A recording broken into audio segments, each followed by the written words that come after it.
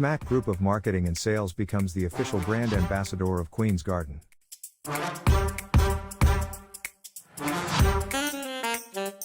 Pakistan's only leading organic honey.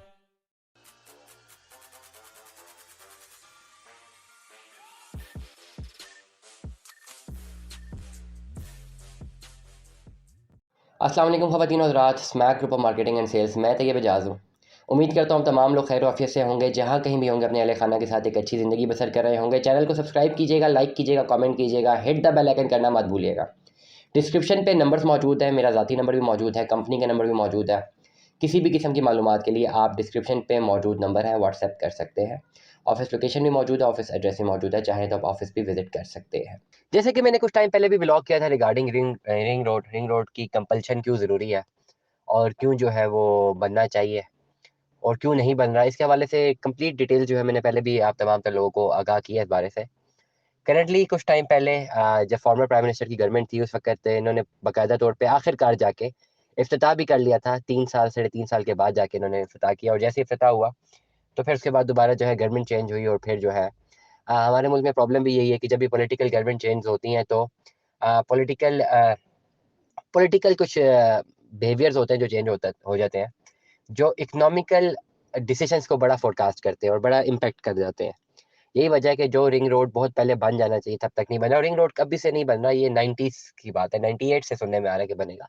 It had been 20 to 24 25 years now.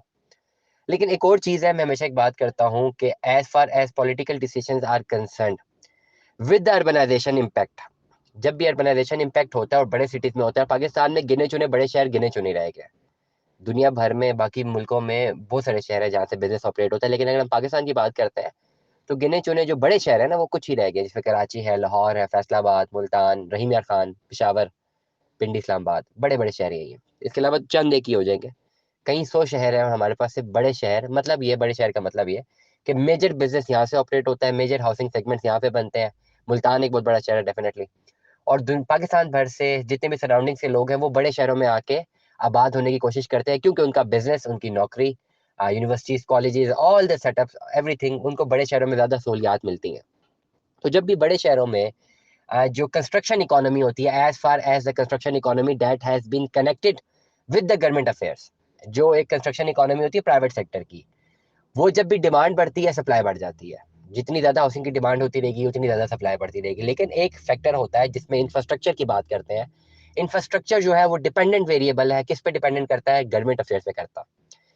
इसी पिंडी इस्लामाबाद की अगर मैं कंस्ट्रक्शन इकोनॉमी में गवर्नमेंट के फिगर्स की बात करूं तो रिंग रोड एक ऐसा चैप्टर है जिसमें आम आदमी इन्वॉल्व या प्राइवेट सेक्टर इन्वॉल्व नहीं हो सकता। ये टोटली जो है गवर्नमेंट सेक्टर का जो है प्रेरोगेटिव है और गवर्नमेंट नहीं बनाना है।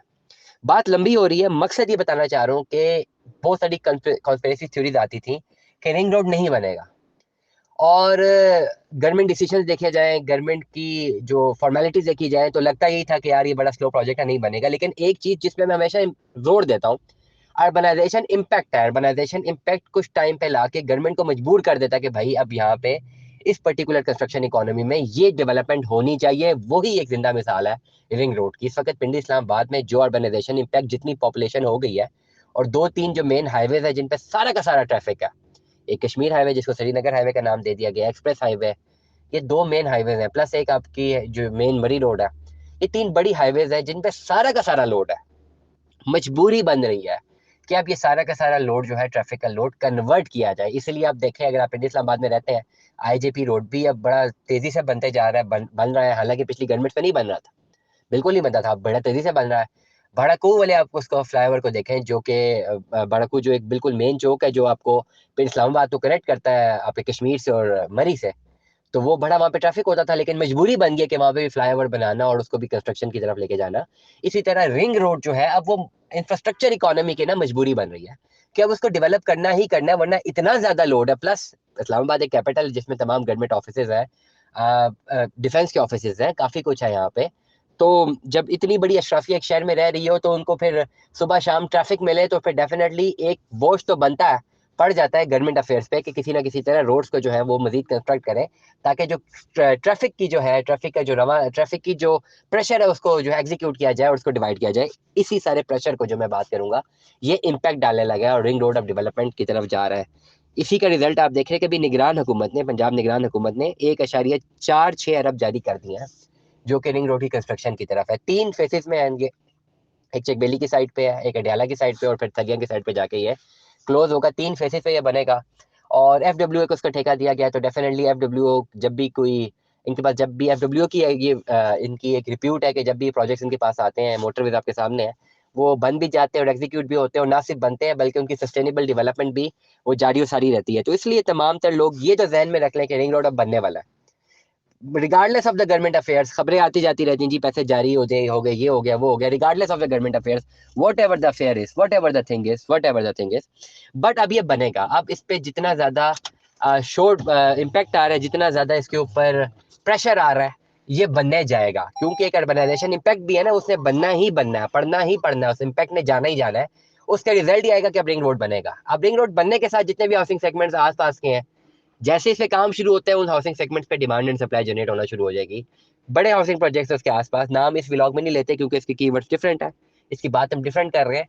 कौन कौन से हाउसिंग प्रोजेक्ट्स को फायदा होगा, कौन कौन से हाउसिंग प्रोजेक्ट्स को नुकसान होगा, किस किस प्रोजेक्ट में सेक्शन 4 या सेक्शन 5 है, सेक्शन 4 या 5, I am not sure about the section, लेकिन आसपास के कुछ ऐसे इलाके हैं जो हाउसिंग प्रोजेक्ट्स की जगह है, लेकिन वहाँ से रिंग रोड गुजरना है तो वहाँ पे सेक्शन 4 लगता है या 5, आई एम नॉट श्योर, लेकिन उस सेक्शन की वजह से वहाँ पे कंस्ट्रक्शन नहीं हो सकती। लेकिन अभी जो है, आने वाले टाइम पे ये रिंग रोड की डेवलपमेंट अगर होती है तो मुझे रियल एस्टेट में, जिसके सराउंडिंग्स में हाउसिंग प्रोजेक्ट्स हैं, उनकी डिमांड एंड सप्लाई में खासी तेजी नजर आ रही है। स्टे ट्यून में दस, दुआ में याद रखेगा, अपना बहुत सारा ख्याल रखिएगा। स्टे ट्यून में दस, अल्लाह हाफिज।